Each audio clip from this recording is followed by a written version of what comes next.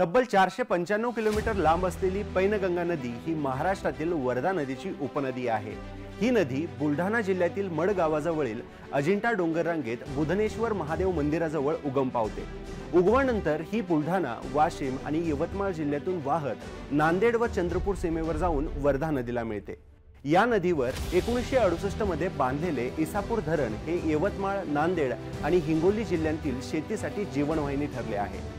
धरणांच्या कालव्यांमुळे केवळ महाराष्ट्रच नव्हे तर आंध्र प्रदेशातही शेतीला पाणी पुरवठा होतो। पैनगंगा नदीवरील पैनगंगा अभयारण्य हे 3 बाजूंनी पाण्याने वेढलेले एकमेव अभयारण्य असून येथे सागाचे दाट वन आणि विविध वन्यजीव आढळतात। याच परिसरातील सहस्त्रकुंड धबधबा हा या नदीचा नैसर्गिक चमत्कार मानला जातो।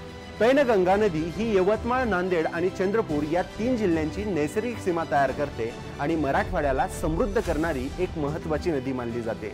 तर मित्रांनो, पुढील व्हिडिओ महाराष्ट्राच्या अशा कोणत्या नदीवरती आला पाहिजे हे मला कमेंटमध्ये नक्कीच सांगा आणि मला फॉलो करायला विसरू नका।